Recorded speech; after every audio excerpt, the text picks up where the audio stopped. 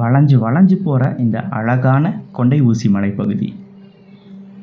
பிரமிக்க வைக்கும் ஆழியாறு அணையின் பேரழகு, சிலிர்க்க வைக்கும் மேற்கு தொடர்ச்சி மலையோட காற்று, இதையெல்லாம் வச்சு இது எந்த இடம்னு முடிவு பண்ணியிருப்பீங்க.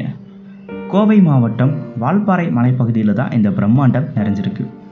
இந்த அழகுக்கெல்லாம் கூடுதல் அழகு சேர்க்குற விதமாக குதிச்சு குதிச்சு விளையாடுற வரையாடுகளை இங்கே அதிகம் பார்க்க முடியும். நம்ம தேசிய விலங்கு புலின்னு தெரிஞ்ச பலருக்கும் நம்ம மாநில விலங்கு வரையாடுங்கிற விஷயம் தெரியாது.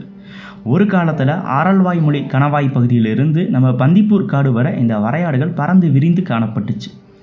ஆங்கிலேயர்கள் வருகைக்கு முன்னாடி இவை லட்சக்கணக்கில் இருந்துச்சான். ஆனால் அதிகம் வேட்டையாடப்பட்டதோட விளைவு இன்னைக்கு நம்மக்கிட்ட சில ஆயிரம் வரையாடுகள் தான் இருக்குது. இதை நீல்கிரி தார், அதாவது நீலகிரி வரையாடுன்னு தான் அழைப்போம்.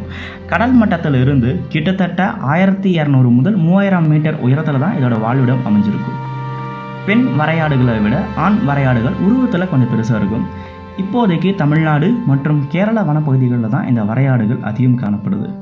வால்பாறை போகிற சுற்றுலா பயணிகள் எப்போவாச்சும் அந்த வரையாடுகளை பார்த்துருப்பீங்க. ஊரடங்கு காலத்தில் வால்பாறையோட அழகை படம் பிடிக்கிறதுக்காக புறப்பட்டோம். முன்கள பணியாளர்களுக்கு மட்டும்தான் அந்த மலைப்பகுதியில் பயணிக்க அனுமதி இருக்குது.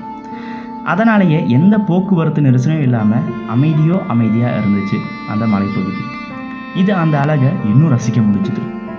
போகிற வழியில் கூட்டம் கூட்டமாக வரையாடுகள் உணவு சாப்பிட்டுட்டு விளையாடிட்டு இருந்தது.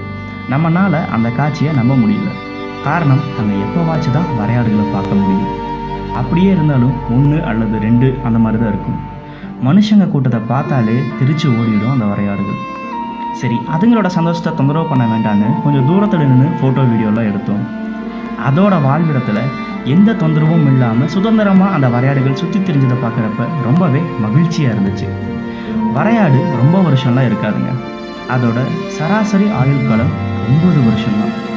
இருக்கிற வரை அதை சுதந்திரமாக இருக்க விடுவோமே. உணவும் வாழ்விடமும் அதோட உரிமை.